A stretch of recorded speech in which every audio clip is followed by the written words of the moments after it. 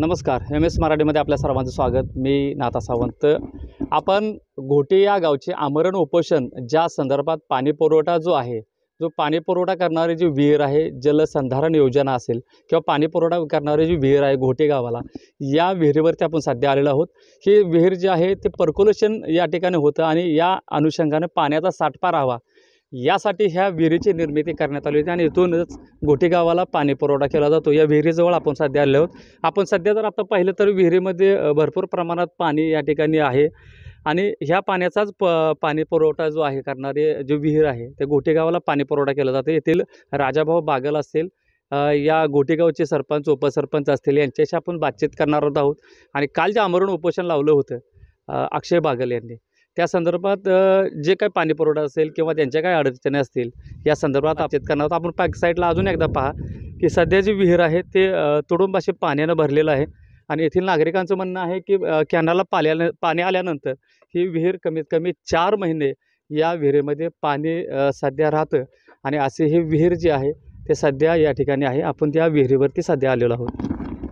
तर या विहिरीतूनच आपण पाणी पुरवठा घोटे गावाला केला जातो. येथील राजाभाऊ बागल असतील, सरपंच उपसरपंच असतील, यांच्याशी आपण बातचीत करणार आहोत. आणि जे पाणी पुरवठ्याची विहीर आहे सध्या तरी पाणी यामध्ये भयंकर आहे. दादा, काल आमरण उपोषण या संदर्भात करण्यात आलं होतं.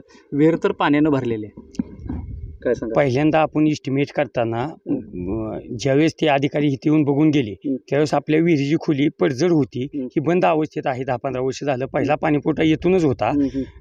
24 फूट विहीर होती. आपण त्याचं फोडायचं काम ठेकेदारांनी चालू केलं. ज्यावेळेस 50 फुटाच्या आसपास विहीर गेली त्यावेळेस 7 ते 8 तास इथं मोटर चालत होती. 52-53 फुटावर गेल्यावर कॅनलला पाणी आल्यामुळं ह्या विहिरीतलं पाणी निघना परत. त्याच्यामुळं आपल्याला ते काम बंद करावं लागलं. तरीही त्यावेळेस सुद्धा 7-8 तास म्हणजे कॅनलला पाणी यायच्या आधी 7-8 तास आपली मोटर चालत होती. इथं बाजूला वड्यात पाणी सोडलं होतं. त्यावेळेस आम्ही स्वतः येऊन बघितलं होतं इथं की त्या नाबार्डच्या साहेबांनी पण इथे येऊन बघितलं होतं की 7 ते 8 तास मोटर चालत होती. त्यामुळं आपण पुढील पाईपलाईन त्या ठेकेदाराला सांगून किंवा सगळ्याच्या सरपंच उपसरपंच आमच्या सगळ्याच्या विचारानं पुढची पाईपलाईन चालू केलेली आहे. तर ह्या विहिरीला आता कॅनलला पाणी आहे. एकदा कॅनलला पाणी येऊन गेल्यानुसार आमच्या म्हणजे माझ्या वैयक्तिक मतानुसार की 3 ते 4 महिने ह्या विहिरीला पर्क्युलेशन राहते. त्यामुळं आता फेब्रुवारी, मार्च, एप्रिल, मे, जूनपर्यंत जरी आपल्याला ह्या विहिरीचं पाणी पुरलं तरी आपल्याला पाणी टंचाई किंवा टँकर मागणी सुद्धा करावी लागणार नाही गोष्टीसाठी. यासाठी आम्ही ही विहीर निवडलेली आहे. पहिली पाणीपुरवठ्याची जुनी विहीर हीच आहे, पण त्यावेळेस ती एवढी खोल नव्हती किंवा तिचं खोदायचं काम नव्हतं.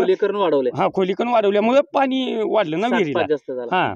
त्याच्यामुळं साठपा जास्त झाला. आता 7 ते 8 तास मोटर चालते. त्यामुळं माझं वैयक्तिक मत असं की घोटीला एवढं पाणी सफिशियंट होईल. आता कॅनोला पाणी आहे त्याच्यामुळे 4 महिने काय परत पाणी कमी पडणार नाही. त्यामुळं ही विहीर योग्य आहे. पाईपलाईन योग्यरित्या चाललेली आहे. काही ठिकाणी थोडीशी इकडं तिकडं साईडपट्टी आली असेल तर रस्त्याच्या कडे जे शेतकऱ्यांचा अतिक्रमण असेल किंवा ते रानात येऊ देत नाहीत त्याच्यामुळे थोडं झालं असेल. पण आजचा सगळ्यात गंभीर विषय असा आहे की तुम्ही आम्ही ठेकेदाराला काय बोललो, पाईपलाईन उरक ही 7-8 तास मोटर चालते. आपल्या गाव विहिरीत घोटीचे ग्रामपंचायतीच्या जवळ समोर एक विहीर आहे त्यात पाणी सोडू म्हणजे पाण्याची टंचाई होणार नाही. टँकरसाठी लोकांना वनवन फिरावं लागणार नाही. यासाठी ही पाईपलाईन पूर्ण करून या विहिरीचं पाणी आपल्याला पहिल्यांदा त्यात नेऊन सोडायचं आहे. काल जे या विरोधात काल आमरण उपोषण करणार होतं त्याचा आणि ह्याचा काय विरोध आणि त्यांचा विरोध कशासाठी नेमका होता? नाही, आता ते त्यांचं वैयक्तिक मत आहे. त्याच्यावर बोलण्यापेक्षा आम्ही ही योजना कशी व्यवस्थित आहे हे फक्त आम्ही समजून सांगणार. त्या विषयावर बोलायची काय म्हणजे ती त्यांचा विषय. मग 4 महिन्यात या 4 महिन्यानंतर पुन्हा समजा धरणातलं पाणी जर आटलं किंवा धरण आता मायनसमध्ये गेलं तर पुन्हा पाणी प्रश्नाचं काय? आता एकदम योग्य तुम्ही प्रश्न विचारलेला आहे. घोटी ही जिरायत एरिया आहे. आत्ताच म्हणजे आता कॅनलला पाणी आहे. आमच्याकडे थोड्या पाईपलाईनी लोकांनी केलेल्या आहेत 50% लोकांनी. त्यामुळं भिजतं क्षेत्र तुम्हाला दिसतंय. नाहीतर गेल्या धरण ज्यावेळेस आपलं मायनसमध्ये होतं प्लसमध्ये येताना घोटीला त्यावेळेसच प्यायला पाणी नव्हतं. घोटी हा जिरायत एरिया आहे. घोटीत कुठे जरी विहीर पाडली तरी आता तिथं काय पाणी लागण्यासारखं नाही. किंवा अनेक शेतकऱ्याच्या हजारो शेतकऱ्याच्या विहीर आहेत त्यांना त्या विहिरीला पाणी नाहीच ना आता. त्याच्यामुळं इथं कॅनलच्या पर्क्युलेशनमुळे ही विहीर राहील, ह्या विहिरीला पाणी राहील. त्याच्यामुळं आपण ही केलं आणि त्यातली त्याच जर समजा आता एवढा मोठा दुष्काळच जर पडायचा असेल कुठला की धरणच मायनसमध्ये गेलं, पाऊसच नाही पडणं गेला, तर मग आता सगळ्या जगासमोरच ती संकट उभा राहणार आहे ना. आपण काय त्यात ही करा. तरीही आम्ही ग्रामपंचायतीत हे ठराव करून हिथं आसपास एका दुसरा बोर पाडून त्या विहिरीत पाणी सोडायची सोय करून पाण्याचं नियोजन व्यवस्थित करू. सरपंच उपसरपंच सगळेजण बसून ते पाण्याचं नियोजन व्यवस्थित करू. खरं तर पाणी हे जीवन म्हटलं जातं, कारण जल है तो कल है. कारण पाणी जर असेल तर हिरवगार दिसेल, पिण्यासाठी पाणी असेल, जनावरांसाठी पाणी असेल किंवा पाणी हे अतिशय महत्त्वाचा विषय आहे. त्यामुळं पाण्यासाठी या ठिकाणी जो पाणी सध्या तरी आता या विहिरीमध्ये आहे, पण येणाऱ्या 4 महिन्यानंतर पुन्हा काय होतं आहे किंवा दुष्काळजन्य परिस्थिती जर निर्माण झाली तर करायचं काय, हा मोठा प्रश्न आहे. दादा काय सांगाल? पाणी पुरवठ्याच्या कामाचं एस्टिमेट ज्या टायमिंगला झालं त्यानंतर अधिकारी बघायला आले.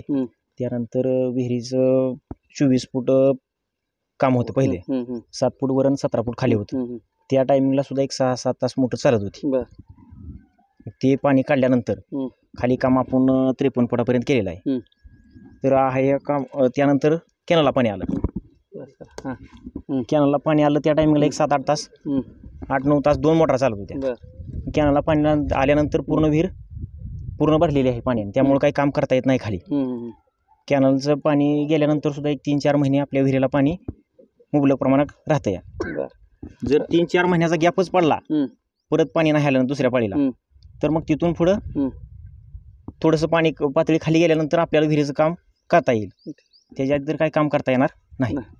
ठीक आहे. आपण काय सांगाल की सध्या पाणी प्रश्न आहे, पाणी जर सध्या विहिरीमध्ये नंतर 4 महिन्यानंतर जर परिस्थिती निर्माण झाली तर पुढं ग्रामपंचायत असेल किंवा तुम्ही पार्टी लीडर म्हणून जे आहात सर्वजण सरपंच उपसरपंच किंवा राजाभाऊसारखे लोक आहेत, पण पाण्याच्या प्रश्नासाठी पुन्हा काय करणार? पाण्याच्या प्रश्नासाठी पुन्हा आपण एखादा बोर वगैरे पाडू.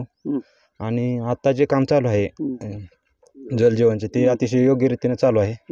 त्यामुळे जे काही तक्रार करते आहेत त्यांचे आरोप बिनबुडाचे आहेत, गावाच्या फायद्याचे नाहीत. गावाला आता जे पाणी पुरवठा करणार आहोत आपण, पाईपलाईन 1-2 महिन्यात पूर्ण झाली असते आपली, आणि जो उन्हाळ्यात पाण्याचा तुटवडा येणार होता तो गावाला बसला नसता. त्यामुळे हे काम योग्य चालू आहे, त्यामुळे काम चालू द्यावं अशी विनंती.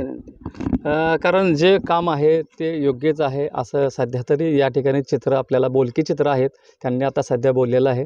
आणि यानंतर खरी ॲक्शन काय होते, कारण पाण्याचा प्रश्न गंभीर आहे. पाण्याच्या प्रश्नासाठी मात्र या ठिकाणी राजकारण करू नये, कारण पाणी हे गावासाठी आणि पिण्यासाठी वापरण्यासाठी पाणी लागणार आहे. त्यासाठी संबंधितांनी सुद्धा समोपचाराने घेऊन हा जो प्रश्न आहे तो मार्गी लावावा, हीच नागरिकातून सध्या चर्चा होत आहे. मी कॅमेरामन सह नाथा सावंत, MS मराठी न्यूज, मराठी माणसाचा मराठी चॅनल.